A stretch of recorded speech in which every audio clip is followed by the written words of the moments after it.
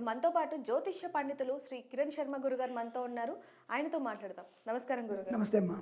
గురుగారు, AP elections, ఆంధ్రప్రదేశ్లో elections అనేవి వేడివేడిగా సాగుతున్నాయని చెప్పాలి. ఒకవైపు చూస్తే పొత్తుల మీద జగన్ గారు, అలాగే మన పవన్ కళ్యాణ్ గారు, అలాగే బీజేపీ కూడా ఉంది, కాంగ్రెస్ కూడా ఉంది. ఇంకోవైపు చూస్తే జగన్ గారు ఒంటి పోరాటం చేస్తున్నారని చెప్పాలి. అయితే మెయిన్గా ఎవరైతే ఉన్నారో మన జగన్ గారు, ఇంకోవైపు చూసుకుంటే పవన్ కళ్యాణ్ గారు, అలాగే చంద్రబాబు నాయుడు గారు, ఉగాది తర్వాత వీళ్ళ జాతక రీత్యా ఏ విధంగా ఉంది అంటారు? ఎవరు గెలవబోతున్నారు అంటారు? అంటే ఒక రకమైనటువంటి మమ్మల్ని సందిగ్ధావస్థలో పెట్టేసి మొత్తం మీద ఆస్ట్రాలజీ కరెక్టా కాదా అన్నటువంటి అనేక పండితులను అడిగి మీరు తెలుసుకునే ప్రక్రియలో భాగంగా మీరు లాస్ట్ టైం ఒక వీడియోలో చెప్పడం జరిగింది మాతోనే. మీరు చెప్పినట్టుగానే చంద్రబాబు నాయుడు గారు ఒక కొద్ది రోజుల్లోనే బయటకు వస్తారు అని ఒక సంఖ్య చెప్పడం జరిగింది.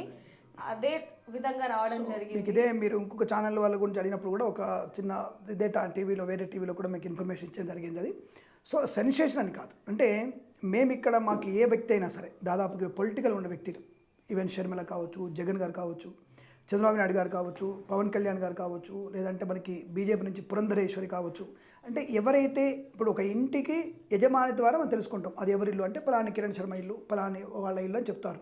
అలాగే పార్టీ కూడా అధికారి ఉంటాడు, ఒక నేత ఉంటాడు. అయితే ఆ నేతని బట్టి అంటే ఆ యొక్క అధ్యక్షుడిని బట్టి మనం జాతకాలు చెప్పేటువంటి ప్రక్రియ అనేది కరెక్ట్ కాదని నా భావన. కానీ ఆయన ఒక్కడు గెలుస్తాడు. జగన్ గెలుస్తాడు, చంద్రబాబు గెలుస్తాడు, పవన్ కళ్యాణ్ గెలుస్తాడు, షర్మిల గెలుస్తుంది, పురంధరేశ్వరి గెలుస్తుంది. They are leaders. వాళ్ళని గెలుస్తారు కాబట్టి వాళ్ళు లీడర్గా పెట్టారు. వాళ్ళు గెలుస్తారు. వాళ్ళతో పడినటువంటి గ్రూప్ గెలుస్తుందా? మరి ప్రతి గ్రూపు, ప్రతి ఎమ్మెల్యే, ప్రతి ఎంపీ మాకేమైనా వాళ్ళు ఇన్ఫర్మేషన్ ఇస్తున్నారా? ఈవెందో ఈ రోజు వరకు కూడా ఎందుకు ఇప్పుడు ఇంత విలేకరులు ఉన్నారు వీళ్ళందరూ కూడా మొత్తం చెప్పండి, ఇప్పుడు అక్కడ ఎంతమంది ఎన్నికల్లో పాల్గొంటున్నారు తెలియదు. కారణం ఏంటంటే ఒక పార్టీ నుంచి 175 మంది పాల్గొంటున్నారు. అక్కడ ఎన్ని పార్టీలు? 4 పార్టీల వారు పాల్పంచుకుంటున్నారు. దాంట్లో 3 కూటమిగా ఉన్నాయి. పవన్ కళ్యాణ్, చంద్రబాబు నాయుడు గారు మరియు మనకి పురంధరేశ్వరి బీజేపీ పార్టీ తరపు నుంచి 3 పోటీ ఉన్నారు. షర్మిల ఒకవైపు ఉంది. సో ప్లస్ జగన్ గారు ఒకవైపు ఉన్నారు. జగన్ గారి పార్టీ నుంచి 175 మంది పోటీ చేస్తున్నారు. షర్మిల గారి పార్టీ నుంచి 124 మంది, 141 మంది పోటీ చేస్తున్నారు. మిగతా 30 పోటీ చేయట్టారు వాళ్ళు. అలాగే బీజేపీ నుంచి కొంతమంది, పవన్ కళ్యాణ్ జనసేన నుంచి కొంతమంది, టీడీపీ నుంచి కొంతమంది పోటీ చేస్తారు. వీళ్ళు 175 మంది. మధ్యలో సిపిఐ లాంటి వాళ్ళు. తర్వాత మీకు రెబల్గా పోటీ చేస్తున్న తెలుసా? కనీసం 147 మంది రెబల్గా పోటీ చేస్తున్నారు. 147 మంది రెబల్గా పోటీ చేస్తున్నారు. ప్లస్ స్వతంత్ర అభ్యర్థి పోటీ చేసే వారి సంఖ్య వచ్చేసి 296 పైన ఉంది. సో మాకున్న ఇన్ఫర్మేషన్ అది. అంటే టోటల్గా మొత్తం పోటీ చేసే వాళ్ళు ఎంతమంది ఉన్నారు? 1000 మంది దాకా ఉన్నారు. దాదాపుగా 1000 మంది పోటీ చేస్తారు. అంటే ఒక్కొక్క పార్టీ 200 మంది అనుకుంటే అప్రాక్సిమేట్గా 175 మంది అనుకుంటే కూడా ఈ 3 పార్టీల వాళ్ళు దాదాపుగా మీకు 500 మంది అనుకుంటారు. ప్లస్ స్వతంత్రులు ఉన్నారు, రెబల్గా ఉన్నారు. మొత్తం కలిపితే దాదాపుగా 850 మంది నుంచి 900 మంది మధ్యలో 1000 మంది దాకా మీరు పోటీ చేస్తున్నారు. మరి అలాంటప్పుడు ఈ ప్రతి ఒక్కళ్ళ యొక్క పేర్లు మాకు తెలుసా? జాతకాలు మాకు తెలుసా? తెలియనప్పుడు ఎలా చెప్తున్నాం మేము? ఎలా చెప్పగలడానికి అవకాశం ఉంటుంది? కేవలం అధ్యక్షుడి యొక్క జాతకాన్ని బట్టి మనం చెప్పే ప్రయత్నం చేస్తున్నాం. Is analysis. ఎలాగైతే మీ విలేకరులు వెళ్ళి గ్రామాల్లో కానీ పట్టణాల్లో ప్రజల దగ్గరికి వెళ్ళి అందరిని అడుగుతుంటారు. ఒక 1000 మంది మాట్లాడతారు, 10,000 మందిని అడుగుతారు. అంటే ఎంతమంది మీకు ఎవరికి ఓటేస్తారు అడిగినప్పుడు వాళ్ళల్లో కనీసం 70% ఎవరికి ఓటేస్తారో వాళ్ళని గెలుస్తారు అని చెప్పగలిగేటువంటి ఈ ఎనాలిసిస్ అనేది పొలిటికల్ అనాలిసిస్. మరి దీన్ని పట్టుకొని మీరు చెప్తున్నప్పుడు మేము ఆస్ట్రాలజికల్ కూడా ఎనాలిసిస్ చేస్తుంటాం. అంటే ఆస్ట్రాలజికల్ పొలిటికల్ ఎనాలిసిస్, APA మాది కూడా ఉంది. ఎందుకంటే మాకు గ్రూప్ ఉంది, పురోహితుల గ్రూప్ ఉంది మాకు కూడా. అలాగే ఆస్ట్రాలజిస్టులు మాకు తెలిసిన ఉన్నారు. ప్రతి వీధికి వెళ్ళడం, ఎక్కడైతే మేము వెళ్ళినటువంటి ఫంక్షన్స్లలో ఆ పంతులు గారు అక్కడ ఉన్న వ్యక్తుల్ని సరదాగా అడగడం. మీరు మైక్ పెట్టి అడుగుతారు, మేము సరదాగా అడుగుతాం, ఏమండి పోటీ ఎవరికి చేస్తున్నారని అడిగినప్పుడు మాకు ఇచ్చేటువంటి సమాధానం, మాకు చెప్పే 50 మందిలో 40 మంది ఎవరికి ఓటేస్తామంటున్నారో వారిని మేము ఎనాలిసిస్గా తీసుకొని అస్ట్రాలజికల్ ఎనాలిసిస్ చేస్తున్నాం మేము. సో మీలాగనే, సేమ్ మీలాగనే. ఎందుకంటే మేము కూడా ఒక స్టెప్ ముందుకు వేయాలి. ప్లస్ అది తీసుకొని ఆస్ట్రాలజికల్గా వాళ్ళ పేరును బట్టి, ఇప్పుడు జగన్ అనే పేరును బట్టి ఉత్తరాషాఢ నక్షత్రం మకర రాశి అవుతుంది. ఆ మకర రాశి వారికి ప్లానెట్ పొజిషన్ ఏంటో చూసుకోవచ్చు. మరి ఇప్పుడు వెంటనే జన్మజాతకంలో కొంత ఇన్ఫర్మేషన్ మనకి ఉన్నప్పుడు 2 సెప్టెంబర్ 1971లో మనకి పవన్ కళ్యాణ్ గారు పుట్టారు. వారిది కూడా ఉత్తరాషాఢ నక్షత్రం జన్మ నక్షత్రంగా అవుతుంది. మాకు ఇన్ఫర్మేషన్ ఇంతవరకు అది నిజమానేది మాకు తెలియదు. ఉత్తరాషాఢ నక్షత్రం మరి ఆయనది మకర రాశి అవుతుంది. మరి పేరును బట్టి చూసుకుంటే పవన్ కళ్యాణ్ గారిది ఉత్తరా నక్షత్రం కన్యారాశి అవుతుంది. మరి షర్మిల గారిది కన్యారాశి అవుతుంది, హస్తా నక్షత్రం కన్యారాశి అవుతుంది. ఇక్కడ చంద్రబాబు నాయుడు గారిది మిథున రాశి అవుతుంది, మీన రాశి అవుతుంది. రెండు అవుతున్నాయి వారి. మరి మిథున రాశి చూసుకోవాలా, మీన రాశి చూసుకోవాలా? మీరు ఒకప్పుడు బెయిల్ గురించి అడిగినప్పుడు మీన రాశి చూసుకొని నేనే అంటే ఇన్ఫర్మేషన్ తప్పుగా వెళ్ళిపోయింది బయటికి. అప్పుడు చూసుకున్నప్పుడు కంపల్సరీ మీన రాశి వారికి ఇది ఖచ్చితంగా ఉంటుంది. పలాని 17 తారీఖు 26 తారీఖు మధ్య బయటకు వస్తుందని చెప్పడం జరిగింది. అది ఉవ్వెత్తున బజలోకి వెళ్ళిపోయిన తర్వాత కామెంట్ చేశారు, గెలని చెప్పారు. అప్పుడంటే మనం ఇంకా పరిశోధన చేస్తూ ఉన్నాం. సో కాబట్టి జగన్ వచ్చేసి నామనక్షత్ర ప్రకారంగా నామనక్షత్రం అంటే జగన్ అనే పేరు మీద ఉత్తరాషాఢ నక్షత్రం.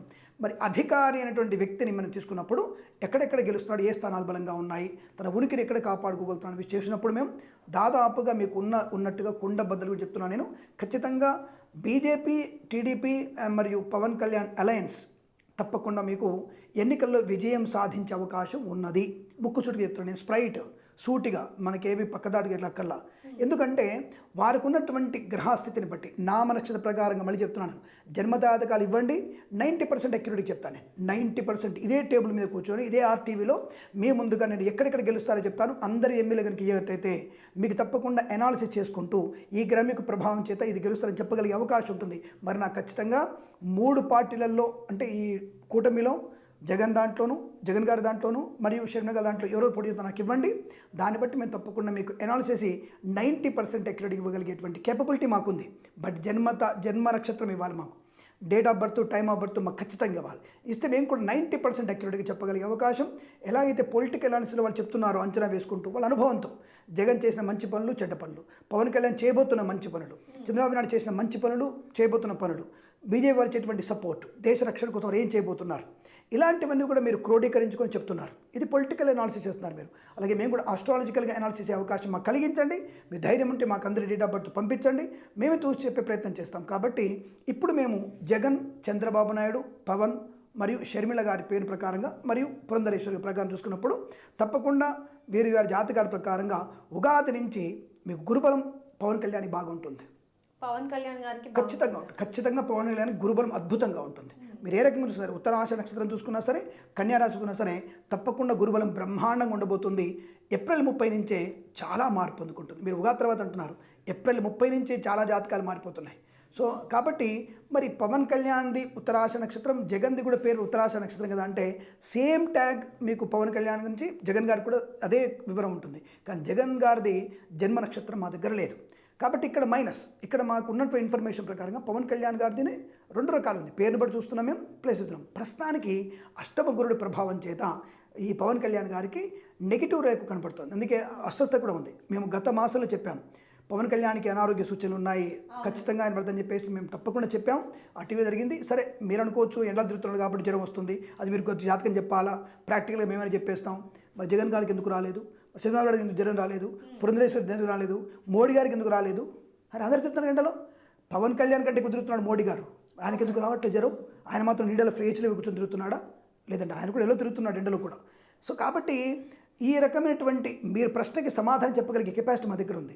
బట్ మీరు అడిగిన ప్రశ్న, కూటమి ఈ సంవత్సరంలో ఈసారి ఎన్నికలలో కూటమి తప్పకుండా జెండా పాతగలిగే అవకాశం ఖచ్చితంగా ఆంధ్రప్రదేశ్లో ఖచ్చితంగా మీకు నామ నక్షత్రాల ప్రకారంగా, ఐ రిపీట్ వన్స్ అగైన్, నామ నక్షత్ర ప్రకారంగా ఈ నామాలతో అంటే పేర్లను బట్టి తప్పకుండా మీకు కూటమి భారతీయ జనతా పార్టీ, జనసేన, టీడీపీ ముగ్గురు కలిసి ప్రభుత్వాన్ని ఏర్పాటు చేయగలిగే అవకాశం. మేజర్ పార్ట్లో పవన్ కళ్యాణ్ ఎమ్మెల్యేలకి చాలా మటుకు క్యాబినెట్ మినిస్టర్గా అవకాశం వచ్చే అవకాశం కూడా ఖచ్చితంగా ఉంటుంది. ఇందులో ఎటువంటి సందేహపడాల్సిన అవసరం లేదు. ఈ విషయాన్ని మేమేదో జగన్కి వ్యతిరేకం కాదు, చంద్రబాబు నాయుడికి ఆత్మీయులం కాదు మేము. కాబట్టి ఈ విషయాన్ని మీరు గుర్తుంచుకొని అనవసర కామెంట్ చేయకుండా సరైన దృక్పథంతో ఆలోచిస్తే మంచిది. ఇప్పటికైనా మీరు ఆలోచించండి. మేమే మిమ్మల్ని బలవంతంగా చంద్రబాబు నాయుడుకి ఓటేయమని చెప్పట్లేదు, జగన్కి వ్యతిరేకంగా ఉండమని చెప్పట్లేదు. జగన్ మాకు అత్యంత ఆత్మీయుడే, మాకు ఎటువంటి ఇబ్బంది లేదు. చంద్రబాబు నాయుడు కూడా, పవన్ కళ్యాణ్ మాకు ఆత్మీయులే. ఒక రకంగా హీరోగా అతను మాకు కూడా ఇష్టమైనటువంటి వ్యక్తే. పవన్ కళ్యాణ్ అంటే మాకు కూడా ఇష్టమైన వ్యక్తి. కాబట్టి ఇష్టంతో ఓటు వేసేటువంటి వ్యక్తులు కారు. అలా అనుకుంటే పోయినసారి ఆయన ఎమ్మెల్యేగా 2 వైపులా గెలిచేవాడు. బట్ నటన వేరు, జీవితంలో రాజకీయం వేరు. సో కాబట్టి ఇప్పుడు ఆయన పిఠాపురంలో గెలవడం అనేది మీరే చెప్తున్నారు 1,00,000 మెజారిటీ అని చెప్పేసి అందరూ చెప్తున్నారు. నేను ఒక ముందడుగు వేసి 1,50,000 మెజారిటీ అంటున్నాను నేను. పిఠాపురంలో పవన్ కళ్యాణ్కి 1,50,000 మెజారిటీ. అలాగే వంగా గీత గారికి నాకు తెలిసినంత వరకు మ్యాక్సిమం పవన్ కళ్యాణ్ సగం ఓట్లు వచ్చే అవకాశం కూడా ఉండదు. ఇంపాసిబుల్, సగం ఓట్లు తక్కువ వస్తాయి ఆవిడకి, ఇంపాసిబుల్. మిగతా వాళ్ళకి డిపాజిట్ గల్లంతే అవకాశాలు ఉన్నాయి. అలాగే మీకు ఈ జగన్లో ఉన్నటువంటి జగన్ గ్రూప్లో ఉన్నటువంటి వ్యక్తులు కొంతమంది డిపాజిట్ కోల్పోయే అవకాశం కూడా ఉంది. సో అలా చెప్పేసి భారతీయ జనతా పార్టీ కొంతమంది కూడా డిపాజిట్ కోల్పోతారు. అరే నేను భారతీయ జనతా పార్టీ ఉత్తమంగా ఉందని చెప్పట్లేదు, బట్ దాని కేటగిరీ షర్మిల గారి కంటే కూడా వెనుక ఉంది. అది కూడా కొంత షర్మిల గారి చరిష్మా పనిచేస్తుంది అక్కడ, కానీ భారతీయ జనతా పార్టీ చరిష్మా పని చేయట్లేదు అక్కడ. కేవలం మోడీ గారు ఒక్కరే అక్కడ చరిష్మా పనికి తప్ప పురంధరేశ్వరి గారు లాంటి వాళ్ళు అక్కడ వాళ్ళ యొక్క ఉనికిని కాపాడుకోవడం వరకే ఆ పీఠానికి అధిపతులు కాబట్టి, అంటే ఆ పార్టీకి అధిపతులు కాబట్టి అక్కడ గెలుస్తారని మాత్రం తప్పకుండా చెప్పవచ్చును. బట్ కూటమిదే ప్రాధాన్యతగా రాజకీయ రంగంలో ఈసారి ఆంధ్రప్రదేశ్ యొక్క సచివాలయంలో ముఖ్యమంత్రి కూర్చునే వాళ్ళు కూటమిదే అనే విషయాన్ని నేను కుండబద్దలు కూడా చెప్పదలుచుకున్నాను. సరే, ఎవరెవరి సమీకరణ ఎలా ఉంటాయో, గ్రహం శని అక్కడ ఉన్నాడు, బుధుడు ఇక్కడ ఉన్నాడు, ఇక్కడ మనకి అటువంటి ఒక మనకి ట్యాబ్ లేదు కాబట్టి మీకు చెప్పట్లేదు, కానీ నేను కూడా చూపించగలుగుతా గురుడు ఎక్కడున్నాడు, శని ఎక్కడున్నాడు, ఏ గ్రహం నుంచి ఎక్కడ ఉంటుంది, శుభగ్రహ దృష్టి ఎక్కడ ఉంది, అష్టకవర్గం ఎలా ఉంది అని చెప్పగలిగే కెపాసిటీ మాకు కూడా ఉంటుంది. కాబట్టి మీ ప్రశ్నకి సూటి సమాధానం కూటమిదే విజయం అనే విషయం సుస్పష్టంగా చెప్పవచ్చు, నో డౌట్. ఖచ్చితంగా ప్రభుత్వం మారబోతుంది అనేది అయితే మీరు చెప్తున్నారు. సో 100%. అయితే మన దగ్గర పేరు మీద ఇప్పుడు మనం చెప్పడం జరిగింది, అంటే వాళ్ళ పుట్టిన సమయం కానివ్వండి, తేదీ కానీ లేదు కాబట్టి మనం కేవలం పేరు బలం మీద చెప్పడం జరిగింది. అంతవరకే పేర్లు బట్టే చూస్తున్నాం. ఇక్కడ నేను చంద్రబాబు నాయుడు గారిది మిథునం మీ రెండు కూడా కంపేర్ చేసుకున్నాను. మిథున రాశి మీన రాశి రెండింటిని కంపేర్ చేసుకొని చూడడం జరుగుతుంది. కాబట్టి తప్పకుండా ఎలా చూసినా సరే మీనని చూసినా ఇంకొద్ది బలం తక్కువ, మిథునం చూస్తే ఆయనకి బలం ఎక్కువగా ఉంటుంది. కాబట్టి చంద్రబాబు నాయుడు ఉనికి కన్నా జగన్ అనే వ్యక్తి కలవడం అనేది ఇక్కడ ఎలా చెప్పాలంటే, మేము ఒక హోమంలో సమిధులు వేసాం, అన్నేసాం, కర్పూరం కూడా పెట్టాం, కానీ చిన్న అగ్గిపుల్ల లాంటి వాడు పవన్ కళ్యాణ్. అక్కడ హోమం వెలగాలంటే, యజ్ఞం జరగాలంటే ఆ చిన్న నిప్పురవ కావాలి. ఆ నిప్పురవ లాంటి వాడు జగన్, అది క్షమించండి, పవన్ కళ్యాణ్. ఆ పవన్ కళ్యాణ్ నిప్పురవ ప్రజ్వలమై యజ్ఞం పూర్తయ్యేటువంటి అవకాశం ఖచ్చితంగా ఉంటుంది, అందులో సందేహం లేదు. మరి ఇక్కడ ప్రధానమైనది ఎవరు? చంద్రబాబు గారే, కానీ బలం ఆయనకి లేదు. ఒక చిన్న నిప్పురవ్వ కావాలి. ఆ నిప్పురవ్వ అనేది స్పార్క్ అనేది పవన్ కళ్యాణ్. కాబట్టి తద్వారా వారికి మంచి ప్రయోజనం కలిగే అవకాశాలు ఖచ్చితంగా ఉంటున్నాయి, గెలవగలిగే అవకాశం ఉంది. మరొకసారి గుర్తుపెట్టుకోండి, నామ నక్షత్రంతోని పేరుతోని మాత్రమే అనే విషయాన్ని గుర్తుపెట్టుకోండి. మరీ చెప్తున్నాను, జన్మ నక్షత్రం జన్మ తేదీ ఉంటే మాత్రం మాకు పంపించండి. తప్పకుండా ఇదే ఆర్టీవీలో కూర్చొని, ఇదే దేవిక అమ్మాయి ముందర కూర్చొని మేము తప్పకుండా మీకు ఎనాలిసిస్ చేసే ప్రయత్నం చేస్తాం. అప్పుడు మళ్ళీ మాట్లాడుకునే ప్రయత్నం చేద్దాం. మరొకసారి అంటే ఈ సమీకరణాలు మారిపోతూ ఉంటాయి, అంటే పార్టీలు ఫిరాయింపులు, ఈ నోటిఫికేషన్ వచ్చేంత వరకు ఎవరు ఉంటారో తెలియకపోవడం. మొన్న కొత్తగా జనసేన నుంచి ఒక అతను ముఖ్యమైన లీడరు వైసీపీలో చేరిపోవడం, ఇలాంటి సమీకరణలు మారుతూ ఉంటాయి. సో దానికి ప్రజలే కౌంటర్ ఇస్తుంటారు ఒక్కొక్కళ్ళు. అలాగే వైసీపీ నుంచి ఇందులో కొంతమంది మారుతుంటారు, వాళ్ళకి ప్రజలే కౌంటర్ ఇచ్చే అవకాశం. కాబట్టి ఇలా అనేక రకాల సమీకరణాలు ఉంటాయి. కాబట్టి మేము జాతకాలని మాత్రమే చూస్తాం, అది కూడా పేరును బట్టే చూస్తున్నాం. కాబట్టి తప్పకుండా అనాలిసిస్లో ఇవి గెలవడానికి అవకాశం ఉందని చెప్పడం మా ఉద్దేశం. ఎవరికి మేము వ్యతిరేకం కాదు, ఆ విషయాన్ని మీరు గ్రహించే ప్రయత్నం చేస్తే మంచిదిగా చెప్పబడుతుంది. శుభమస్తు.